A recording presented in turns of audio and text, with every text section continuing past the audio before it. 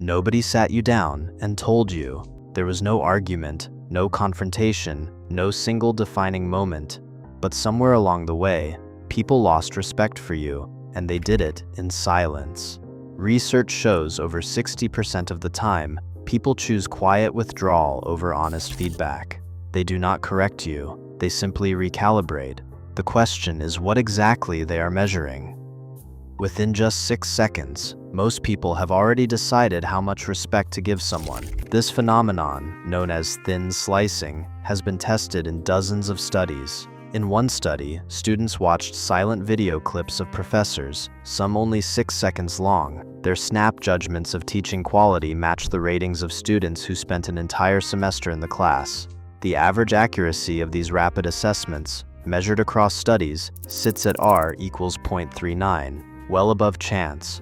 Duration barely matters. Whether the exposure is 6 seconds or 5 minutes, the initial impression tends to stick. Maya walks into a meeting, barely seated before the group has sized her up. Her posture, the way her eyes scan the table, even the micro-pauses before she speaks, these details imprint themselves in the minds of her colleagues. Jonah, on a first date, answers a simple question with a cascade of justifications. The listener catches a flash of nervous laughter, a shift in his chair. These moments, almost invisible, trigger a chain reaction in the brain. Observers don't just note what's said or done, they assign traits: competent, insecure, reliable, dismissible, based on slivers of behavior. Attribution happens fast and often without awareness. Once a trait is assigned, it's surprisingly durable. Later actions are filtered through this lens. Even neutral choices may reinforce the original judgment. When respect quietly fades, it often begins here, with a glance, a gesture, a tone of voice, and a mind already at work deciding who matters and who does not.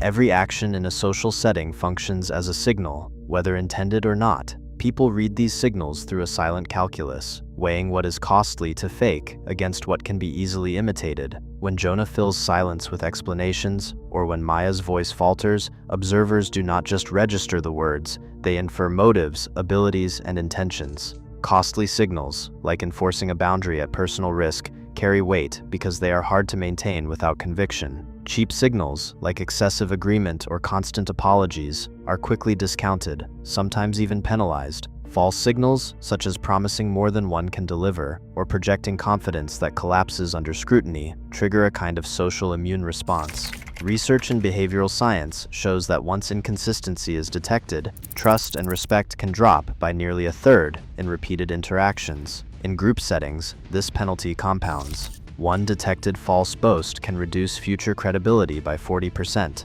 with observers quietly bypassing the offender in decisions and invitations. The lens of social perception rests on two axes: competence and warmth. Competence signals ability and reliability. Warmth signals trustworthiness and intent. Studies across cultures show that competence is weighted more heavily in status judgments, accounting for about 65% of the equation. A person who radiates friendliness but stumbles on follow-through is often admired, but not deferred to. Conversely, someone who projects competence but lacks warmth may retain respect, but invites distance. These assessments play out in every room, every meeting, every conversation, often without a word spoken. For Jonah, every nervous justification lands somewhere on this map. The group is not just listening, it is measuring, recalibrating, and deciding, often long before anyone realizes a shift has occurred. Maya explains her project update for the third time, layering justifications over simple choices. Each cycle, her words grow longer while the room's attention shortens. In controlled studies, observers downgrade speakers by as much as 25% after 3 rounds of over-explaining, a penalty that lingers even after the meeting ends.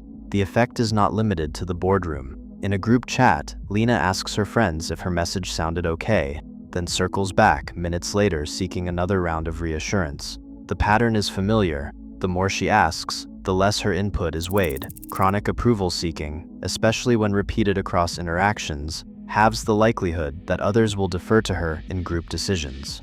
These micro-behaviors, over-explaining and constant validation craving, signal uncertainty, not just in what is being said, but in the person's own sense of agency. Over time, the group learns to listen less, interrupt more, and quietly shift respect elsewhere. The signals compound. Every extra justification or plea for reassurance is a silent vote against decisiveness. Jonah's phone vibrates at midnight. He answers anyway, hoping to seem committed.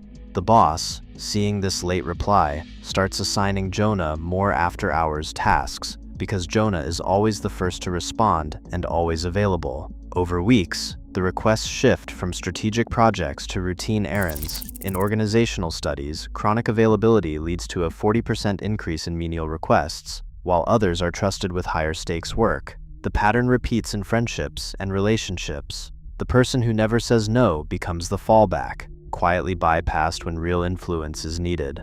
Boundaries also erode through inconsistency. In one company, a department manager reverses a policy after pushback, then changes course again weeks later. Employees learn to wait out every directive, assuming it's temporary. Case studies show that repeated reversals shrink responsibility scope by up to a third. Tasks once central are quietly reassigned. The message is clear. If your stance is negotiable, your presence is optional. Respect, once lost, rarely announces its exit. It simply migrates to steadier ground. A single outburst can redraw the map of a group in seconds. Maya's voice cracks as she snaps at a colleague over a minor oversight. The room freezes, then resumes with eyes averted. In the hours that follow, investment in conversation drops by nearly half. Emails grow shorter, side chats dry up, and invitations to collaborate quietly disappear. Studies tracking organizational behavior show that after a public display of volatility, observers reduce direct engagement by 40%, preferring to route questions elsewhere.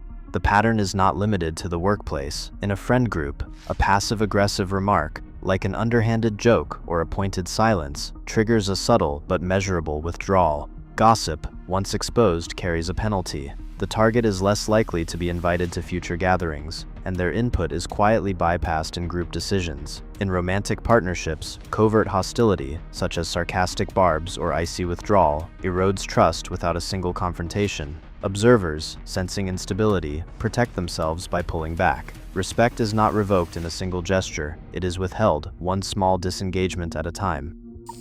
Few people risk direct confrontation when respect starts to fade. In hierarchical settings, the unwritten cost of speaking up often outweighs the urge to correct or challenge. Organizational psychologists call this the calculus of social cost, because voicing concerns can invite retaliation, exclusion, or subtle demotion. Instead, most people opt for quiet withdrawal. Recent surveys find that over 60% of employees, when faced with a loss of respect for a peer or manager, choose to disengage rather than address the issue openly. 4 main drivers shape this silence. They are fear of damaging relationships, anxiety about retaliation, uncertainty about group norms, and a sense of powerlessness in the face of authority. Expert analysis points out that the higher the power gap, the more likely feedback is withheld. In these environments, respect is not lost in a single moment. It dissolves through collective silence, with each bystander calculating personal risk and choosing to step back. The final meeting unfolds in slow, deliberate silence. Maya sits at the table, her notes arranged, eyes tracking the conversation as it circles around her. A new project is up for delegation. Without pause, the team leader addresses 2 colleagues, assigning roles and outlining expectations. Maya's name is not spoken. She waits, pen poised, but no question is directed her way. Across the table, a glance passes between 2 team members, a brief, wordless agreement. The discussion moves forward, decisions finalize, and the meeting closes. Maya's input, once sought, is now bypassed without acknowledgement. The exclusion is not loud or overt. It settles in the room like a chill, unnoticed by those who have already moved on. Respect, once quietly eroded, now manifests as a simple omission. No confrontation, no explanation, just an empty space where her voice used to matter. Respect doesn't vanish in a dramatic moment. It erodes, quietly, through unnoticed signals and silent recalculations. In a world where social status shapes opportunity, these subtleties decide who is heard and who is overlooked. The cost of oblivion is real. Power, after all, rarely announces its withdrawal.